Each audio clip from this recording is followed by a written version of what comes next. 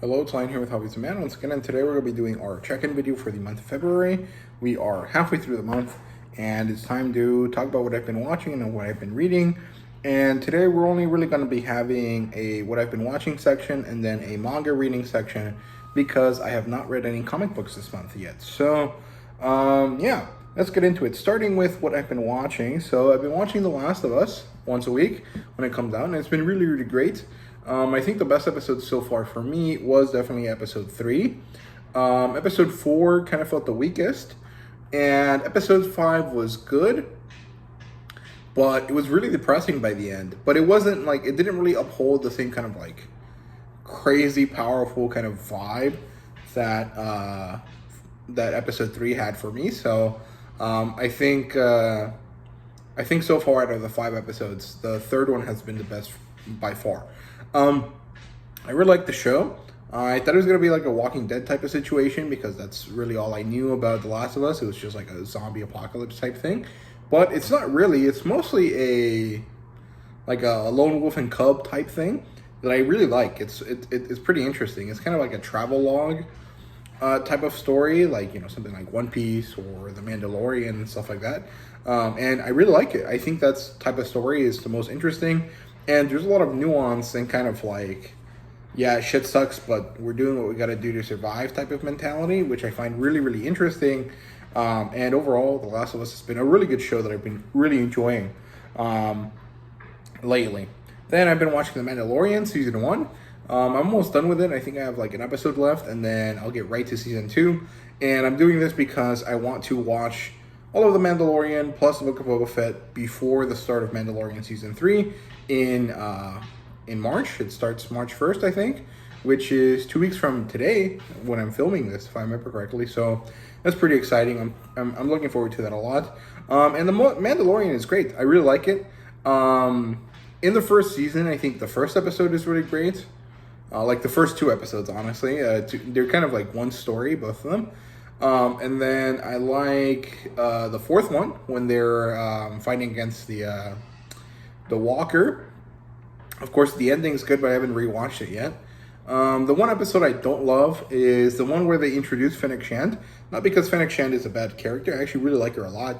But because the gunslinger guy, the loser kid that's trying to be a part of the guild, I don't like him. He's a really shitty character. So overall, not that great for that episode, but everything else is awesome. So yeah, that's it for The Mandalorian Season 1. I do want to get to Season 2 soon, and I really hope I get to it soon, otherwise I'm going to be behind. But yeah, then I've been watching Kamen Rider. This is my first time watching Kamen Rider, and I actually kind of went in on the latest thing, because it was Kamen Rider Black Sun, which is an adult retelling of the original Kamen Rider Black series. Because it was a 35th anniversary for that series, plus a 50-year anniversary season for the whole franchise of Kamen Rider. And this year, and actually at the end of last year, I started getting into Kamen Rider because I started reading Kamen Rider Kuga, which was a really interesting thing. But, Titan and Stonebot actually have had a lot of issues, so I stopped reading it. I stopped buying it completely. And I might import the Spanish editions unless Titan and Stonebot actually managed to follow through what they said and they fixed their issues with their manga.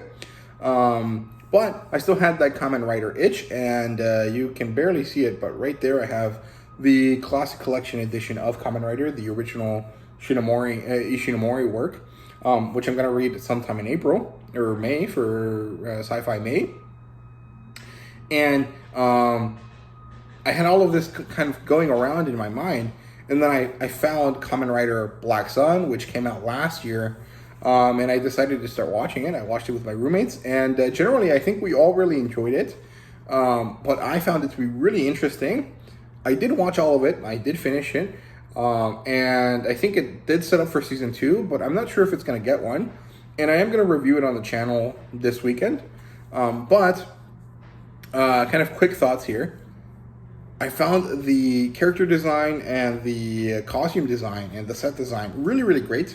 I love the music. It was very memorable. There was this kind of like stinger, I guess, very similar to the one in The Mandalorian, that kind of little flute sound that signifies, hey, the Mandalorian is here. The Kamen Rider series, Kamen Rider Black Sun, had a similar kind of little, like, I don't know if it was piano or violin, but it had like a stinger that did the same kind of thing when the Kamen Rider did something, or when something important happened. And I really liked it. It was a really good sound. It was very pleasing to hear. And also, it just kind of had a really good like feel to it. But the story was interesting. It was pretty confusing. Like not necessarily that I didn't understand it. By the end of the season, I understood everything I needed to understand. But I think that the way it was set up is kind of poor. Like, it wasn't very greatly developed. Like, there's a lot of world building that goes into this story, because it is ultimately a story about oppression and how to deal with it, right? Like kind of like X-Men or something like that. But I feel like that the origins of the race that was being oppressed wasn't clear until the end of the story, when it really needed to be clear at the beginning, so that you could understand where these people were coming from. Because basically it's this very tragic tale of like this race that is vilified and they are treated as villains, but this race didn't even come into existence of their own will or by nature. They were created, and then they get put into this situation and they can't really do anything about it. And it's really interesting like that, but it doesn't really make sense until the end. And so I think that the world building was set up incorrectly in that story, and that's really my only real complaint. Everything else about it was great. I really enjoyed it, and it was very, very cool. Very gory though, so I don't necessarily recommend it if you're someone that's not interested in stuff like that. So yeah, then I watched One Piece Stampede. I bought this recently because it was $15 on Amazon. It might still be at that price, and I watched it again, and it was great. This is like the 5th time I've watched this movie, and honestly, I'm willing to watch it like 5 more times, because I really, really enjoyed it. It's really great. So yeah, there really isn't too much to say. I just talked about it a few months ago. So yeah, Film Red. No, One Piece Stampede was really awesome. Then I watched season 1 of Killing Bites, or maybe the only season of Killing Bites, which is an anime. It's a really weird one. I already did my review for it, if I remember correctly, and I really liked it, so much so that I want to buy it. But the problem is that there's no physical release in English, and the digital release that is available in English is only through Bookwalker. It's published by this company called Metabang, who apparently is the company that does translation work for a lot of the Manga Plus app stuff. However, just everything about that company that doesn't relate to Manga Plus feels very sketchy to me, and so I didn't really want to buy those volumes. Also because the only volumes currently out of that series are the first 5. The series, the anime covers up to the end of volume 6. So I would have liked to start reading from volume 6 onward, but that's not really possible right now. So I thought about buying it elsewhere. I thought about buying it from Japan, but there really doesn't seem to be any easy to access shipping and ways of shipping to the US from Japan in a good way. So I'm not gonna do that. Although that would have been really good, because it would have been like $5 a volume, which is great. So I'm not gonna do that either. So my only option left is to import the German edition, which costs $10 on the Book Depository, or $10 per volume, which is not that bad actually. It's pretty good. But I'm not sure if I want to do that, because then I had to read scans, right? And I don't love scans. I don't really dislike them. And as long as I buy the volume, I won't feel too bad about it. But I'm not sure that that's my preferred way of doing it. So I gotta wait. Hopefully, maybe one of the newer Mexican manga companies decides to publish it, because Manga Line Mexico actually publishes a lot of stuff from that same magazine, mostly short things. But it would be really cool if they got around to publishing Killing Bites. But it's really good. It's really enjoyable. It's kind of basically a furry battle royale. That's the easiest way to kind of conceptualize it. Basically, it's this group of people that have been created or maybe it happened naturally, but not that often. And they have special skills. In this case, they can transform into animals. So they're therianthropes, right? A lycanthrope is a wolf man, so a werewolf. So basically, they're were people. And we follow a main character who is a rat-tailed therianthrope. So she's a were honey badger, and she's a really interesting kind of wild character. I think she's supposed to be a high school girl, but everything about the way she is not a high school girl kind of way of doing things. So I'm not really sure what her actual like age designation is. I mean, not that it matters, but like I'm not sure what it is. But she basically is an up and coming fighter for this underground system, kind of very similar to Kengan Ashura, where these 5 major pillars of Japanese economy get together to decide how they're going to run, the Japanese economy, based on the outcome of these gladiatorial matches between these were people, right? Between these therianthropes. And so, Honey Badger character, her name is Hitomi, manages to start her first fight against the top-ranked gladiator, who is called Leo, or Brute Leo. And, she beats him. And so, she basically makes waves with her introduction like that. And then she gets put into the massive battle royale kind of thing called the Destroyal. And, we follow her adventure through this battle royale. It ends and sets up the season 2, which is this kind of new system where the therianthropes have been giving autonomy, and so they become their own kind of society, and so they live off the coast of Japan. And they also have their own gladiatorial matches, because it just seems to have been ingrained in their culture by the fact that they were used for these things for so long. And it does set this up, but it's been a few years, like 5 years, since that first season, so I'm not really sure that they're going to get around to doing another one, but I really did enjoy it. It's really weird. It's honestly a action series with a lot of cheesecake, so a lot of ecchi, adult content. And if you're not a fan of that, you're not going to like that. But I did like it. I really did enjoy it. I thought it was really fun. It was a little bit sus sometimes, but generally it was pretty enjoyable. And it did have like some, ugly CGI here and there, but mostly it did kind of maintain its like visage of 2D animation, even though I'm pretty sure it was mostly 3D just outlined, so it looked kind of 2D. But I'm not exactly 100% sure that was the case. But overall, it was really good, and that's really all I've been watching this month. So, yeah, let's get down to what I've been reading. I'm about halfway done with my TBR for this month, so I got reading all of Wakamundo from Bleach. Or actually, no, I only got through the Wakamundo entry arc, sorry. The way I said it made it seem like I finished all of the Arrancar saga. That's not the case at all. I've only finished the first, 20 or so chapters of the beginning of the Arrancar saga. So, yeah, it was pretty good. I enjoyed it. I don't remember if I already released a video for it. I think I did. It was good, but the way that I found these divisions, right? The Wakamundo sneak entry arc is not really an arc. It's kind of just like how people labeled this.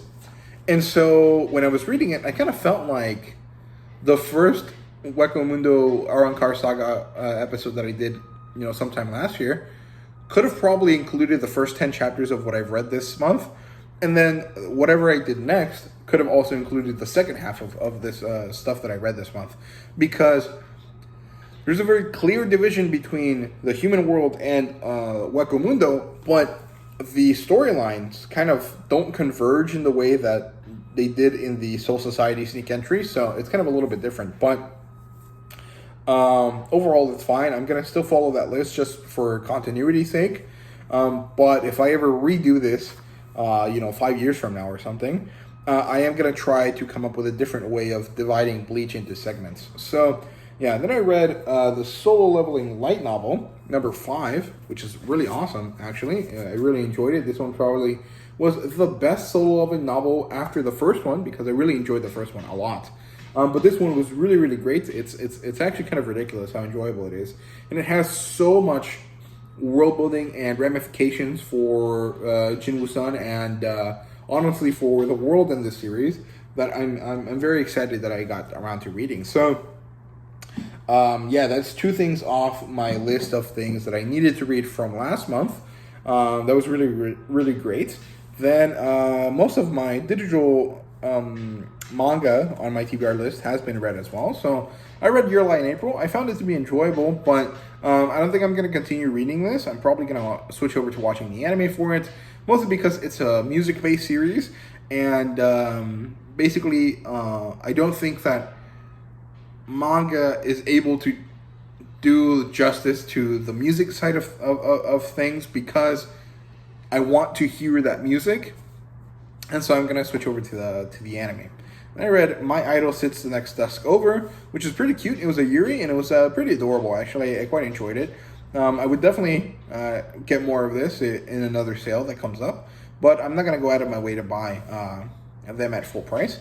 I read the first volume of Shikamori's Not Just a Cutie, and I do have 4 more of those that I was probably going to read this month, but I decided not to because the way that Shikamori's Not Just a Cutie is structured makes it a perfect, like, a manga for me to read when I need something comfy or something to kind of give me a little bit of an emotional pick-me-up, and I'm not really in the need for that right now. So what I'm going to do is going to be saving those 4 volumes for a later date, and I will definitely read them by the end of the year, but I'm not necessarily going to force myself to read them right now, because then I will lose out on a great resource for building up a little bit of happiness in like times when I'm kind of shitty and feeling down, right? So yeah, basically anytime I have a test, I'll definitely read one of these volumes, because they're just kind of they kind of help me relax a little bit. So yeah,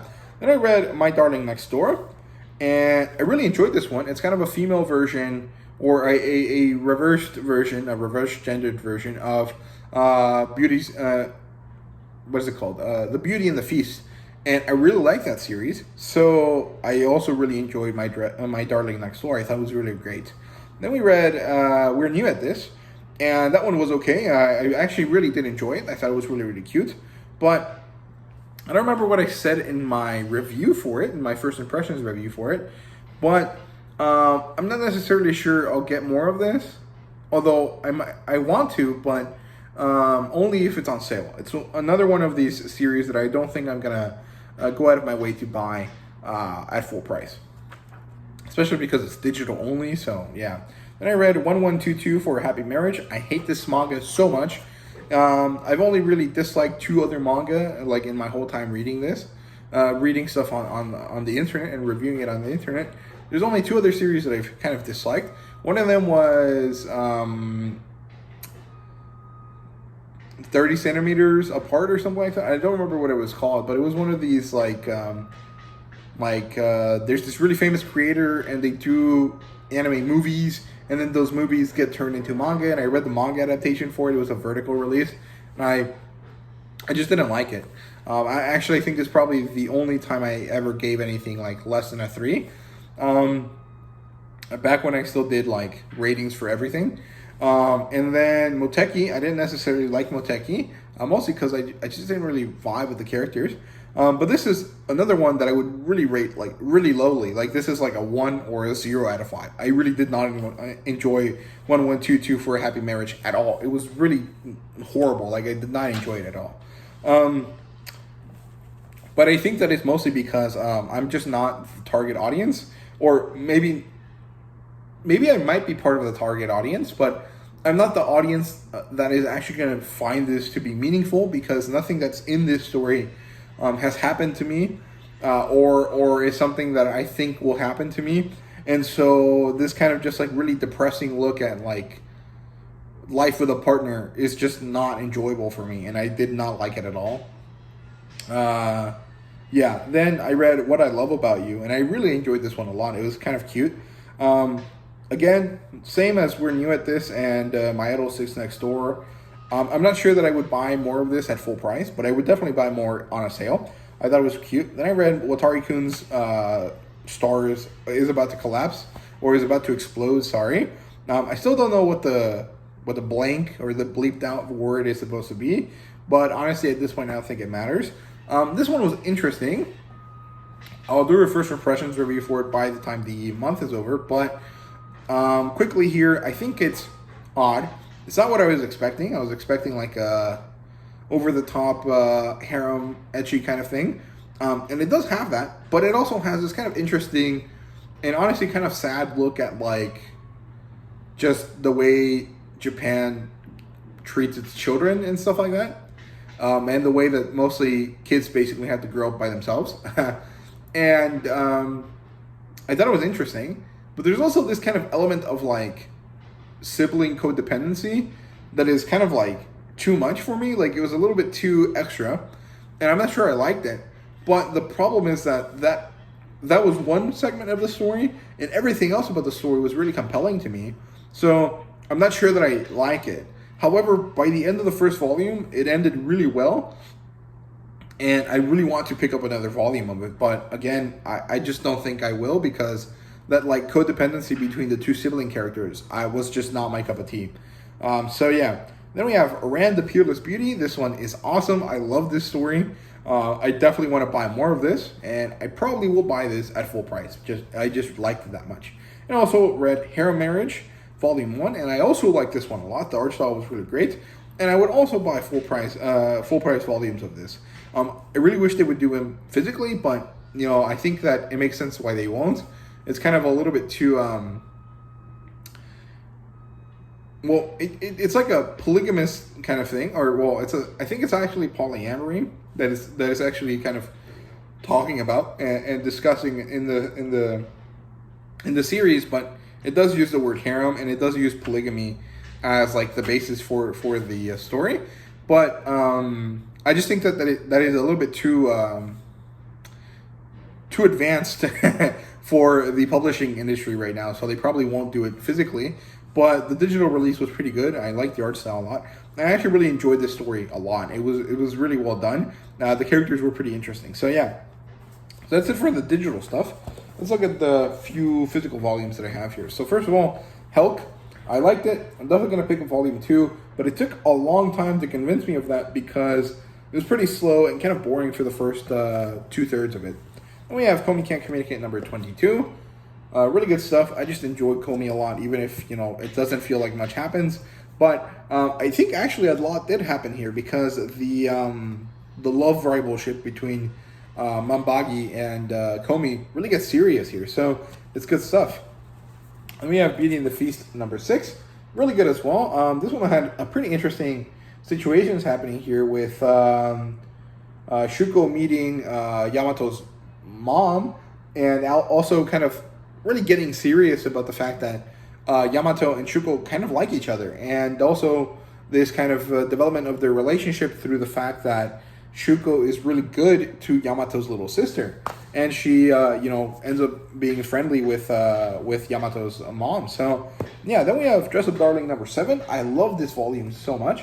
It was really good to see Gojo finally be accepted by his classmates, or well, I don't think his classmates ever didn't accept him, but I think that Gojo was just too scared to interact with them, and he kind of ended up having to interact with them in this volume, and he finally realized that, you know, his special skills and his hobby are not gross, and they're not ugly or whatever it was that he was feeling at the beginning of the story, but that they're actually really meaningful and really cool, and he just needed to find a person to accept him for it, which is Marin, but also a way to show people that was the case, and the fact that he's getting that chance is really great. So I really enjoyed this volume a lot. And we have the last thing here is Record of Ragnarok number 5, and to be honest, I watched the series. I didn't really want to watch it before I read the volumes, but also I felt that if I didn't watch it when I did and review it when I did, that video, which didn't do that well anyways, was going to do even worse, because generally speaking, people didn't like that anime. So yeah, and I wasn't necessarily positive about the anime, or like the second half. I was definitely positive about the first season, but I wasn't particularly negative, and so I don't think I got hate watchers or people that wanted to have other people also hate on it, and so I didn't do that well. But I watched it first, So going into this, I was not really that excited. I mostly was picking this up because I like the story and I want to get around to Tamamon Rider's fight. And I had to get through this one to get there. Because I really did not enjoy Jack the Ripper at all. Like, I don't know how or why, but like everyone on the internet seems to love Jack the Ripper in the Record of Ragnarok manga. And I found him to be a very boring ass character. And so I'm not sure why everyone likes him. I think it's one of those things where like everyone that was around at the time really enjoyed it. And then this kind of became like the standard idea. And so everyone kind of goes into that kind of prime to enjoy it. And so they do. And I did not have that exposure. So I didn't really end up liking it. Especially because the anime just didn't do it well. But now that I've been exposed to the anime and then I came back and read this, I did find him to be a little bit more interesting, but just barely. And honestly, I don't think I'm going to like him all that much, but I do like Hercules quite a bit. And it's also nice that in this, in the manga, they actually do call him Heracles instead of Hercules because he is the Greek version, so he should be Heracles because he was named after Hera, Zeus's wife. And Hercules would be the Roman version, I think. So, but overall, I did enjoy this. It was mostly actually ending the Sasaki versus Poseidon fight, which was awesome, and then introducing the Jack the Ripper fight. It ends right at the first time that Hercules gets stabbed after Jack the Ripper tricks him. But I'm looking forward to the next one. I mean, even if I don't like Jack the Ripper, I do still like the fights and the way that everything is drawn. So it is what it is. But yeah, I'm optimistic about the fact that I might like Jack the Ripper better. But I don't necessarily think that's the case, mostly because I just didn't find him to be compelling, even though everyone seems to love him. So yeah, that's it for what I've been reading. So I hope you guys enjoyed, and thank you guys very much for watching the check-in video. And I'll see you guys in the next one. So yeah, see you guys later.